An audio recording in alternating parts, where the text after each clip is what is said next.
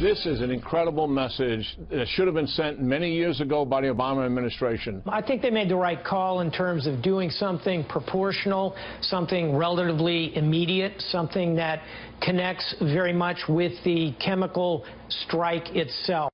Retired generals blitzing the airwaves and generally praising President Trump's strike against Syria. Joining us now is Jillian Turner, a Fox News contributor who worked on national security issues for Presidents Bush and Obama.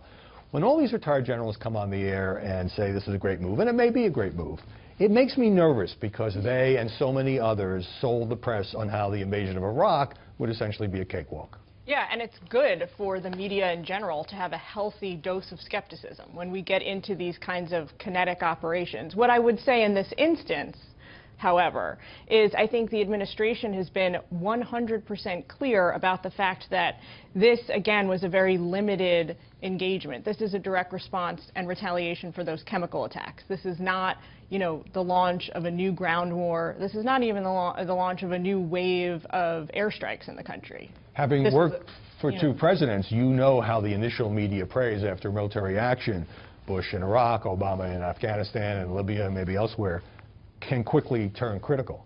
Absolutely. And I think that I would say to the president now this morning, look, he launched these airstrikes Thursday night. It's Sunday morning. Mm-hmm. The honeymoon is already over. I mean, that's how long it lasted. Now, already today, the attention is, well, there seems to be a consensus that this was the right tactical move to take. But what's the strategy? What's the strategy for the country of Syria? What's the strategy to fight ISIS and end the civil war? What's the strategy for the broader region? And I think this is good. This is where the media should be going. The kind of questions that journalists should be asking, but Absolutely. Maybe they wait a day or two because, I mean, there was, first of all, the shock of this happening, covering it as breaking news, and also, as I said, generally positive coverage. But if nothing else happens, and so the talk, with Obama, there was a lot of dismissive talk of pinprick strikes. Could this wind up being largely symbolic if nothing else happens in the next 6 months? Yeah, I mean, it will end up then being sort of entirely symbolic. But the way that the coverage of Syria has gone over the course of the civil war over the last 5 years is generally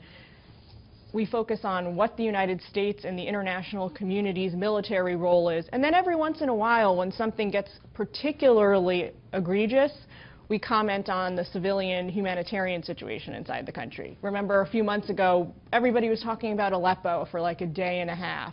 And then we move on, we forget that people are dying and suffering, and we start talking about, well, what should the U.S.'s role be? I worry here sometimes the media really does lose sight of the forest for the trees. The real story is the degree of human suffering on the ground inside the country, that half a million people that have died. 500,000 people have died, a 6-year-old civil war. It's hard to cover that every day for 6 years. But you're saying that once the smoke clears, so to speak, from the missile strikes, and if there's no more chemical attacks, it doesn't minimize the size of the tragedy, but you think it may slip off the media radar again, just briefly. Yeah, and the American media in particular needs to constantly and periodically return to that, ground themselves in that reality, and then we can adapt whatever posture we think we need to adapt based on that. Jillian Turner, thanks for that reality check. Great to see you. Thanks for coming in.